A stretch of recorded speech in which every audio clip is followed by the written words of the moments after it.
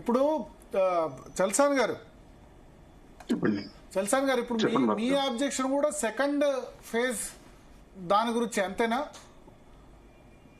దాని గురించి వ్యవహార శైలి గురించి కూడానండి. ప్లస్ ఇప్పుడు ఇప్పుడు సజ్జల రామకృష్ణారెడ్డి అన్నారు ఇన్ని స్క్వేర్ ఫీట్ల సచివాలయం ఎందుకు, ఇన్ని స్క్వేర్ ఫీట్ల ఇదెందుకు, దాని మీద కూడా ఆబ్జెక్షన్ ఉందా? అంటే ఎవరైనా ఇప్పుడు ఒక 50 సంవత్సరాల ముందుగా ఆలోచిస్తారు కదా. ఇప్పుడు తెలంగాణ సచివాలయం తక్కువనే ఉంది స్క్వేర్ ఫీట్, దాని మీద చాలా అన్సాటిస్ఫాక్షన్ ఉంది. కొత్తగా కట్టి కూడా ఇంత తక్కువ కట్టారు, చాంబర్ చాలా చిన్నగా ఉన్నాయని ఐఏఎస్ ఆఫీసర్ చాలా మంది అన్నారు. యాక్చువల్ హెచ్ఓడిస్ ఆంధ్రప్రదేశ్ లో అది సెక్రటరియట్ ఒకటే కాదండి, అది ఆంధ్రప్రదేశ్ ది యాక్చువల్ గా తెలుసుకోండి అంటే అపార్ట్ ఫ్రమ్ ఇప్పుడు ఇవాళ ఎక్కడి నుంచి పెట్టారు తెలుసండి, గుంటూరులో ఆఫీస్ ఉంది, అక్కడ ఇబ్రహీంపట్నం అంటే ఇటు పక్కన నందిగామ వైపు ఉండే ఇబ్రహీంపట్నం దగ్గర నుంచి వందల number of 42 main offices sub offices అన్ని కలిపి హెచ్ఓడి ఉండే కంప్లీట్ గవర్నమెంట్ కాంప్లెక్స్ అనమాట అండి.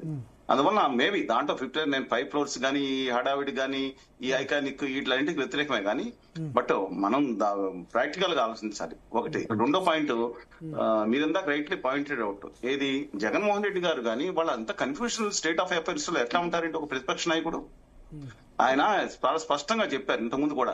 ఏమన్నారు, ఇప్పుడు మేమందరం రాజమండ్రి కావాలనుకుంటే మా వైస్ ప్రెసిడెంట్ మా సదాశివరెడ్డి గారు నెల్లూరులో ఉన్నాయని కాదండి మరీ దూరం అయిపోతుంది కంటే చంద్రబాబు నాయుడు గారు వీళ్ళందరూ డిసైడ్ చేశారు, కృష్ణానది దిగుని పెట్టారు.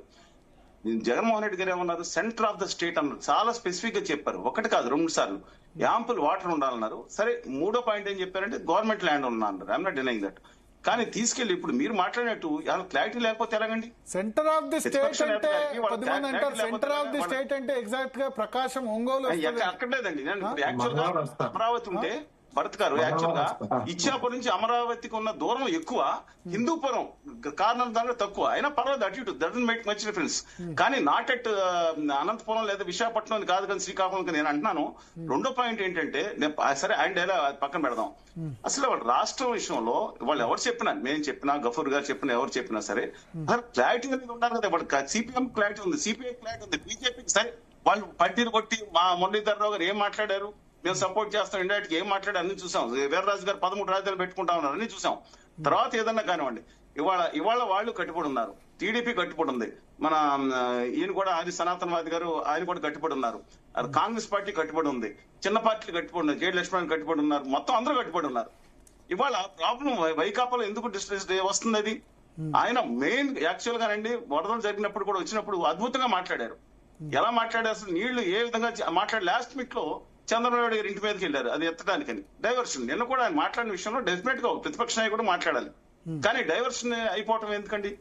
ఇవాళ మనం అందరం మాట్లాడుకునేది మనందరం కాదు, సార్ డిఫరెంట్ మిగతా అంతా దాన్ని తీసుకొచ్చి దాన్ని ఇప్పుడు ఎంత అండి కాంగ్రెస్ మన గవర్నమెంట్ దగ్గర తీసుకొచ్చినప్పుడు 15 సబ్జెక్టు కరెక్షన్ 15,700 ప్లస్ ఇంకేదో వచ్చినట్టుంది. 43,000 కోట్ల రూపాయలకి ఆర్డర్ నడుస్తుంది, ఇంకో 15,000 కోట్ల రూపాయలకి ఆర్డర్ ఇన్ ప్రాసెస్ అది కూడా నడుస్తా ఉంది. ఎక్కడిని తీసుకొస్తారంటే ఓకే. ఇంకో విషయం కూడా చెప్తాను మీకు, సరే మిగతా గఫూర్ గారు డిఫర్ అయి ఉండొచ్చు. ఇవాళ దాన్ని కనుక నిజంగా రాజమౌళి గారికి ఆయన కోసం ఆలస్యం చేయకుండా నిజంగా స్టేజ్ ఉంటే గనక కొంతవరకు సెల్ఫ్ సస్టైన్డ్, దాని గురించి లెక్కలు కూడా అడిగితే చెప్తాను. బ్లైండ్లీ ఏది విఘ్నెస్ చేయక్కర్లేదు, సపోర్ట్ చేయక్కర్లేదండి, ఆ గట్టుని ఈ గట్టును ఉండాల్సిన పని లేదు, ప్రజల పక్షం ఉంటే చాలు. కానీ పెట్టుబడిదారులకి కంప్లీట్ ఒక సామ్రాజ్యవాద టైప్ లో మారిపోయి దాన్ని రియల్ ఎస్టేట్ వెంచర్ గా చేసే దుర్మార్గమైన పారదర్శకత లేమిని ఖండిస్తున్నాం. ఇప్పుడు మేము వడ్డే గారు కానీ మేము కానీ ఒకసారి మనతో పాటు గోరంట్ల బుచ్చయ్య చౌదరి గారు జాయిన్ అయ్యారు, సీనియర్ మోస్ట్ ఎమ్మెల్యే 2 రాష్ట్రాలు.